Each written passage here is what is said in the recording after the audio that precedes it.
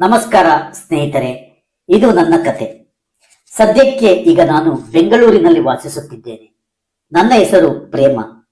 ನನಗೆ ಈಗಾಗಲೇ ಮದುವೆಯಾಗಿ ಗಂಡನಿಂದ ದೂರವಾಗಿದ್ದು ನನ್ನ ತಾಯಿ ಮನೆಯಲ್ಲಿ ವಾಸಿಸುತ್ತಿದ್ದೇನೆ. ನನ್ನ ಗಂಡನಿಂದ ಇನ್ನೂ ವಿಚ್ಛೇದನ ಪಡೆದಿಲ್ಲ. ಸುಮ್ಮನೆ ದೂರಾಗಿ ನಮ್ಮ ಅಮ್ಮನ ಮನೆಯಲ್ಲೇ ಕಳೆದ 5 ವರ್ಷಗಳಿಂದ ವಾಸಿಸುತ್ತಿದ್ದೇನೆ. ನನ್ನ ಗಂಡ ಒಂದೆರಡು ಬಾರಿ ವಾಪಸ್ ಬರುವಂತೆ ನನ್ನ ಅಮ್ಮನ ಮನೆಗೆ ಬಂದು ಕರೆದರೂ ನಾನು ಹೋಗಲಿಲ್ಲ. ಇದಕ್ಕೆ ಬೇಕಾದಷ್ಟು ಕಾರಣಗಳಿವೆ. ನನ್ನ ಗಂಡ ಒಬ್ಬ ಜೂಜುಕೋರ, ಕುಡಿತ, ಧೂಮಪಾನ ಮಾಡುವುದು, ಎಲ್ಲ ಕೆಟ್ಟ ಚಟಗಳನ್ನು ಅಂಟಿಸಿಕೊಂಡಿದ್ದಾನೆ.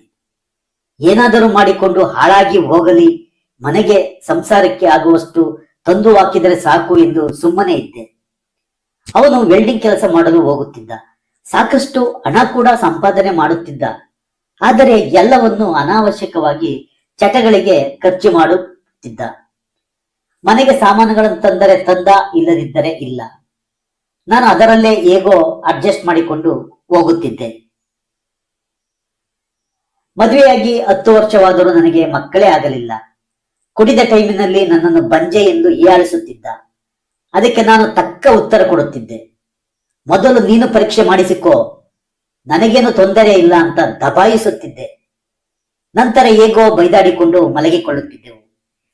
ಇತ್ತೀಚೆಗೆ ಅವನು ಬೇರೆ ಒಬ್ಬಳ ಹೆಂಗಸಿನ ಸಹವಾಸವನ್ನು ಮಾಡತೊಡಗಿದ್ದ. ಅವಳು ಅವನ ಜೊತೆ ಕೆಲಸ ಮಾಡುವವನ ಹೆಂಡತಿ, ಅಂದರೆ ಸ್ನೇಹಿತನ ಹೆಂಡತಿ. ಅವನ ಸ್ನೇಹಿತನಿಗೆ ಏನೋ ಕಾಯಿಲೆ ಬಂದು ತೀರಿಕೊಂಡ. ನಂತರ ಅದೇಗೆ ಅವನ ಹೆಂಡತಿಯನ್ನು ಇವನು ಅಡ್ಜಸ್ಟ್ ಮಾಡಿಕೊಂಡನೋ ಗೊತ್ತಿಲ್ಲ. ಅಲ್ಲೇ ಜಾಸ್ತಿ ಹೊತ್ತು ಕಳೆಯಲು ಶುರು ಮಾಡಿದ. ನನಗೆ ಇದು ಪ್ರಾರಂಭದಲ್ಲಿ ಗೊತ್ತಾಗಲಿಲ್ಲ. ನಂತರ ಅವರಿವರು ಹೇಳಿದಾಗಲೇ ಗೊತ್ತಾಗಿತ್ತು. ಇಷ್ಟು ದಿವಸ ಹೇಗೋ ಅವನ ಕಾಟಗಳನ್ನು ಸಹಿಸಿಕೊಂಡಿದ್ದೆ. ಆದರೆ ಇದನ್ನು ಸಹಿಸಿಕೊಳ್ಳಲು ನನ್ನ ಕೈಯಲ್ಲಿ ಆಗಲಿಲ್ಲ. ಇದರ ಬಗ್ಗೆ ದೊಡ್ಡ ಜಗಳವೇ ನಡೆದು ಹೋಯಿತು. ನಾನು ಅವನೊಂದಿಗೆ ಜಗಳವಾಡಿಕೊಂಡು ಅವಳನ್ನೇ ತಂದು ಮನೆಯಲ್ಲಿ ಇಟ್ಟುಕೋ ಎಂದು ನಾನು ನಮ್ಮಮ್ಮನ ಮನೆಗೆ ಬಂದು ಬಿಟ್ಟೆ. ನಾನು ಇಲ್ಲಿ ಬಂದ ನಂತರ ಕೆಲವರು ನನಗೆ ಬುದ್ಧಿ ಹೇಳಲು ಬಂದರು. ನೀನು ಗಂಡನ ಮನೆಗೆ ಹೋಗು, ನಿನ್ನ ಗಂಡನನ್ನು ನಿನ್ನ ಕಡೆ ಮಾಡಿಕೋ, ಆಗ ಅವನೇ ಅವಳನ್ನು ಬಿಟ್ಟು ಬಿಡುತ್ತಾನೆ ಎಂದು ಹೇಳುತ್ತಿದ್ದರು. ಆದರೂ ನಾನು ಹೋಗಲಿಲ್ಲ. ನನಗೆ ಅಮ್ಮನ ಮನೆಯಲ್ಲಿ ಸುಮ್ಮನೆ ಕಾಲ ಕಳೆಯಲು ಬೇಜಾರಾಗುತ್ತಿತ್ತು. ನಾನು ಇಲ್ಲೇ ಬಟ್ಟೆ ಅಂಗಡಿಯಲ್ಲಿ ಕೆಲಸಕ್ಕೆ ಹೋಗಲು ಶುರು ಮಾಡಿದೆ. ಇಲ್ಲೇ ನೋಡಿ ಈ ಕತೆಗೆ ಒಂದು ತಿರುವು ಸಿಕ್ಕಿದ್ದು. ಅದು ಒಂದು ದೊಡ್ಡ ಬಟ್ಟೆ ಅಂಗಡಿ. ಅದರ ಮಾಲೀಕರು ಸತೀಶ್ ಕುಮಾರ್. ಅವರಿಗೆ ಸುಮಾರು 58ರಿಂದ 60 ವರ್ಷ ವಯಸ್ಸಾಗಿತ್ತು. ನನ್ನ ಜೊತೆ ಒಟ್ಟು 12 ಜನ ಕೆಲಸ ಮಾಡುತ್ತಿದ್ದರು. ಅದರಲ್ಲಿ 8 ಜನ ಮಹಿಳೆಯರು ಮತ್ತು 4 ಹುಡುಗರು ಇದ್ದರು. ಸತೀಶ್ ಕುಮಾರ್ ಅವರು ತುಂಬಾ ಒಳ್ಳೆಯವರು. ಅವರು ತಮ್ಮ ಹೆಂಡತಿಯನ್ನು ಕಳೆದುಕೊಂಡಿದ್ದರು. ಅವರ ಮಗಳ ಮದುವೆ ಮಾಡಿದ ಕೆಲವೇ ತಿಂಗಳಲ್ಲಿ ಅವರ ಪತ್ನಿ ಅನಾರೋಗ್ಯಕ್ಕೀಡಾಗಿ ತೀರಿಕೊಂಡರಂತೆ. ನಮ್ಮ ಮಾಲೀಕರ ಮಗಳು ಅವಳ ಗಂಡನ ಜೊತೆ ಅವರ ಮನೆಯಲ್ಲಿ ಸಂತೋಷವಾಗಿದ್ದಳು. ಅಂಗಡಿಯಲ್ಲಿ ಒಳ್ಳೆಯ ವ್ಯಾಪಾರವಾಗುತ್ತಿತ್ತು. ಎಲ್ಲರಿಗೂ ಒಳ್ಳೆಯ ಸಂಬಳ ನೀಡುತ್ತಿದ್ದರು ಸತೀಶ್ ಕುಮಾರ್. ಆದರೂ ಅವರಿಗೆ ಒಂಟಿತನ ಕಾಡುತ್ತಿತ್ತು ಅಂತ ಅನಿಸುತ್ತೆ. ನನ್ನ ಜೊತೆ ಹೆಚ್ಚು ಮಾತನಾಡುತ್ತಿದ್ದರು ಮತ್ತು ನನಗೆ ಅಗತ್ಯ ಸಲಹೆಗಳ ಸೂಚನೆಗಳನ್ನು ಕೊಡುತ್ತಿದ್ದರು. ನಾನು ಕೂಡ ನೋಡಲು ಆಕರ್ಷಕವಾಗಿದ್ದರಿಂದ ನನ್ನನ್ನು ತುಂಬಾ ಇಷ್ಟಪಡುತ್ತಿದ್ದರು ಅಂತ ಕಾಣಿಸುತ್ತೆ. ಅದಕ್ಕೆ ನನ್ನನ್ನು ಅಲ್ಲಿ ಸೂಪರ್ವೈಸರ್ ಆಗಿ ನೇಮಿಸಿದರು. ಅಲ್ಲಿ ನಾನೇನು ಕೆಲಸ ಮಾಡುವಂತಿರಲಿಲ್ಲ. ಬೇರೆಯವರು ಸರಿಯಾಗಿ ಕೆಲಸ ಮಾಡುತ್ತಿದ್ದಾರಾ ಎಂದು ನೋಡಿಕೊಳ್ಳುವುದು ನನ್ನ ಕೆಲಸವಾಗಿತ್ತು. ಒಮ್ಮೊಮ್ಮೆ ಸತೀಶ್ ಕುಮಾರ್ ಹೊರಗಡೆ ಹೋಗಬೇಕಾಗಿ ಬಂದಾಗ ಕ್ಯಾಶ್ ಕೌಂಟರ್ ಅನ್ನು ನಾನೇ ನೋಡಿಕೊಳ್ಳುತ್ತಿದ್ದೆ. ನಾನು ಯಾವತ್ತೂ 1 ರೂಪಾಯಿಯನ್ನು ವ್ಯತ್ಯಾಸ ಮಾಡಿರಲಿಲ್ಲ. ಹಾಗಾಗಿ ಸತೀಶ್ ಕುಮಾರ್ಗೆ ನನ್ನ ಮೇಲೆ ಹೆಚ್ಚಿನ ವಿಶ್ವಾಸ ಮೂಡಿತು. ಇದು ಬೇರೆ ಕೆಲಸಗಾರರಿಗೆ ಅಸೂಯೆ ಉಂಟು ಮಾಡಿತು. ಆದರೆ ನಾನು ಯಾವುದಕ್ಕೂ ಕೇರ್ ಮಾಡಲಿಲ್ಲ. ಸತೀಶ್ ಕುಮಾರ್ ನನ್ನ ಬೆಂಬಲಕ್ಕೆ ಯಾವಾಗಲೂ ನಿಂತುಕೊಳ್ಳುತ್ತಿದ್ದರು. ಹೀಗೆ ದಿನ ಕಳೆದಂತೆ ನಾನು ಸತೀಶ್ ಸರ್ಗೆ ಹತ್ತಿರವಾದೆ ಅನ್ನುವುದಕ್ಕಿಂತ ಸತೀಶ್ ಕುಮಾರ್ ಅವರೇ ನನಗೆ ಹತ್ತಿರವಾಗತೊಡಗಿದರು. ಕೆಲವೊಮ್ಮೆ ಅವರ ವೈಯಕ್ತಿಕ ವಿಚಾರಗಳನ್ನು ಹೇಳುತ್ತಿದ್ದರು. ಮತ್ತೆ ಅವರ ಒಂಟಿತನದ ಬಗ್ಗೆ ಹೇಳಿಕೊಂಡು ಬೇಸರ ಪಡುತ್ತಿದ್ದರು. ನಾನು ಸುಮ್ಮನೆ ಸರ್ ನೀವೇಕೆ ಆಗಲೇ ಮದುವೆ ಆಗಲಿಲ್ಲ ಅಂತ ಕೇಳಿದೆ. ಅದಕ್ಕೆ ಅವರು ಸ್ಪಷ್ಟವಾದ ಉತ್ತರ ಕೊಡಲಿಲ್ಲ.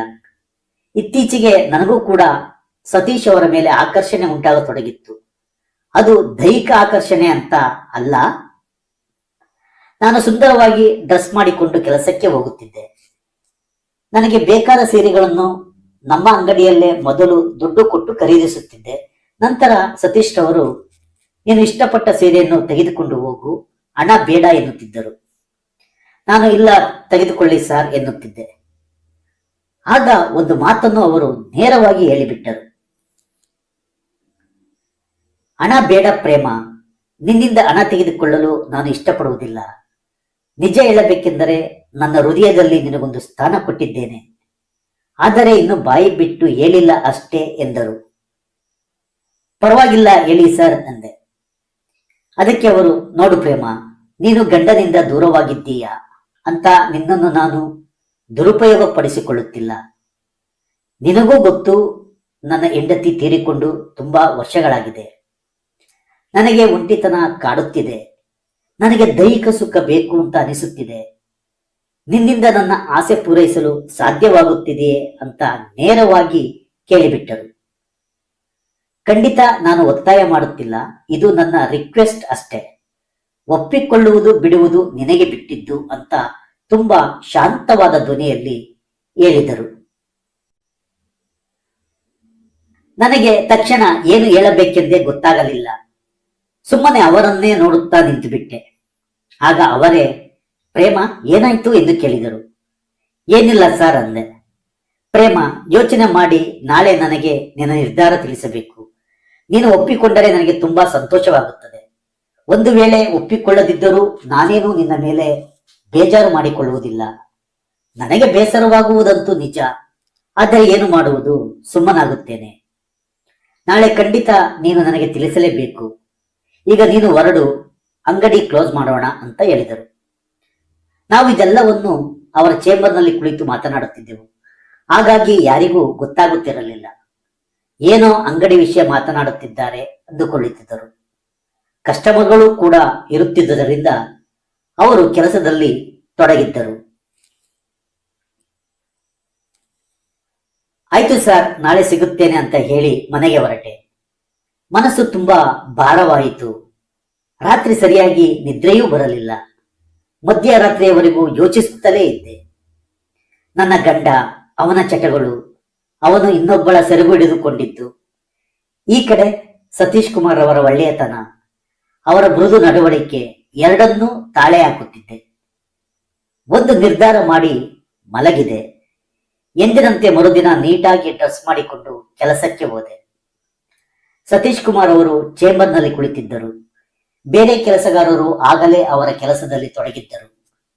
ನಾನು ಹೋಗಿ ಅವರೆಲ್ಲ ಏನು ಕೆಲಸ ಮಾಡುತ್ತಿದ್ದಾರೆ ಮತ್ತೆ ಒಂದಿಬ್ಬರು ಕಸ್ಟಮರ್ಗಳ ಹತ್ತಿರ ಮಾತನಾಡಿ ಸತೀಶ್ ಸರ್ ಅವರ ಚೇಂಬರ್ ಒಳಗೆ ಹೋದೆ.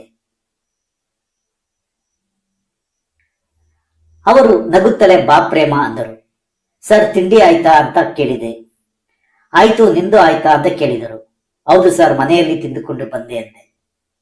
ಮತ್ತೆ ನಗುತ್ತಲೇ ಕೇಳಿದರು, ನನ್ನ ಆಸೆ ಈಡೇರಬಹುದೇ ಎಂದು.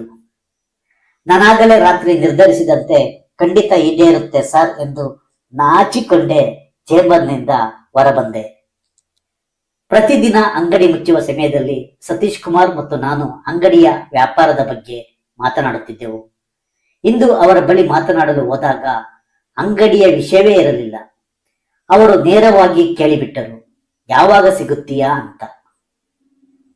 ಸದ್ಯದಲ್ಲೇ ಸರ್ ಅಂತ ಹೇಳಿ ಹೊರಟೆ. ಕೇವಲ 2-3 ದಿನದಲ್ಲೇ ಸತೀಶ್ ಅವರಿಂದ ಅವರ ಮನೆಗೆ ಬರಲು ನನಗೆ ಆಹ್ವಾನ ದೊರೆಯಿತು. ಪ್ರತಿ ಭಾನುವಾರದ ಮಧ್ಯಾಹ್ನದ ಮೇಲೆ ಅಂಗಡಿಗೆ ರಜೆ ಇರುತ್ತಿತ್ತು. ಈ ಭಾನುವಾರ ಮಧ್ಯಾಹ್ನದ ಮೇಲೆ ನನ್ನ ಮನೆಗೆ ನೀನು ಬರಲೇಬೇಕು ಎಂದರು. ಅದೇ ರೀತಿ ನಾನು ಮುಂದಿನ ಭಾನುವಾರವೇ ಮಧ್ಯಾಹ್ನ ಬೇಗನೆ ಮನೆಗೆ ಹೋಗಿ ನೀಟಾಗಿ ಡ್ರೆಸ್ ಮಾಡಿಕೊಂಡು ಅಮ್ಮನಿಗೆ ಹೊರಗಡೆ ಹೋಗಿ ಬರುತ್ತೇನೆ, ಫ್ರೆಂಡ್ ಮನೆಗೆ ಅಂತ ಹೇಳಿ ಸತೀಶ್ ಕುಮಾರ್ ಅವರ ಮನೆಗೆ ಮಧ್ಯಾಹ್ನ 3:30ಕ್ಕೆ ತಲುಪಿದೆ. ತುಂಬಾ ದೊಡ್ಡ ಮನೆ. ಎಷ್ಟು ನೀಟಾಗಿತ್ತು ಅಂದರೆ ತುಂಬಾ ನೀಟಾಗಿ ಇಟ್ಟುಕೊಂಡಿದ್ದರು. ಅವರ ಬೆಡ್ರೂಮ್ ಅಂತೂ ಯಾವ 5 ಸ್ಟಾರ್ ಹೋಟೆಲ್ನ ಬೆಡ್ರೂಮ್ಗಿಂತಲೂ ಕಡಿಮೆ ಇರಲಿಲ್ಲ. ನಾನು ಅವರ ಮನೆಗೆ ಕಾಲಿಟ್ಟಾಗಲೇ ಆತ್ಮೀಯವಾಗಿ ಸ್ವಾಗತಿಸಿದರು. ನಂತರ ನೇರವಾಗಿ ಬೆಡ್ರೂಮ್ ಪ್ರವೇಶಿಸಿದೆವು. ಸತೀಶ್ ಕುಮಾರ್ ಅವರ ಆಸೆಗೆ ತಕ್ಕಂತೆ ನಾನು ಸಂಪೂರ್ಣ ಅವರಿಗೆ ಒಪ್ಪಿಸಿಕೊಂಡೆ. ಅವರಲ್ಲಿ ಆದ ಸಂತೋಷ ಕಂಡು ನನಗೂ ತುಂಬಾ ಸಂತೋಷವಾಯಿತು. ಇದಾದ ನಂತರ ಅವರು ನನಗೆ ಥ್ಯಾಂಕ್ಸ್ ಎಂದರು. ಸರ್, ಥ್ಯಾಂಕ್ಸ್ ಏಕೆ ಹೇಳುತ್ತೀರಿ ಎಂದೆ. ಇಲ್ಲ, ಏನೋ ಹೇಳೇ ಬಿಟ್ಟೆ ಬಿಡು ಪ್ರೇಮ ಎಂದರು. ನಂತರ ರಾತ್ರಿ 7:30ರವರೆಗೂ ಅಲ್ಲೇ ಇದ್ದು ನಂತರ ಅಮ್ಮನ ಮನೆಗೆ ಹೋದೆ. ಹೀಗೆ ತಿಂಗಳಿಗೆ 2 ಭಾನುವಾರವಾದರೂ ನಾವು ಒಂದಾಗುತ್ತಿದ್ದೆವು. ನನಗೆ ಮತ್ತೆಂದೂ ಗಂಡನ ಮನೆಗೆ ಹೋಗುವ ಯೋಚನೆ ಬರಲಿಲ್ಲ. ಸತೀಶ್ ಕುಮಾರ್ ನನ್ನನ್ನು ತುಂಬಾ ಪ್ರೀತಿಸುತ್ತಿದ್ದರು, ತುಂಬಾ ಇಷ್ಟಪಡುತ್ತಿದ್ದರು. ಈಗಲೂ ಅಷ್ಟೇ ಇಷ್ಟಪಡುತ್ತಲೇ ಇದ್ದಾರೆ. ಇದು ನನ್ನ ಗಂಡ ಮಾಡಿದ ಅಂತ ನಾನು ಮಾಡಲಿಲ್ಲ. ನನಗೆ ಸತೀಶ್ ಕುಮಾರ್ ಅವರ ಒಂಟಿತನಕ್ಕೆ ಆಸರೆ ಆದೆ ಅಂತ ನೆಮ್ಮದಿ ಇದೆ ಅಷ್ಟೇ. ಈ ಕತೆ ಇಷ್ಟವಾಗಿದ್ದರೆ ದಯವಿಟ್ಟು ನನ್ನ ಚಾನೆಲ್ ಅನ್ನು ಸಬ್ಸ್ಕ್ರೈಬ್ ಮಾಡಿಕೊಳ್ಳಿ ಮತ್ತು ಇಂತಹ ಸುಂದರ ಕಥೆಗಳಿಗಾಗಿ ಮುಂದೆ ಸಹ ನನ್ನ ವಿಡಿಯೋಗಳನ್ನು ನೋಡಿ.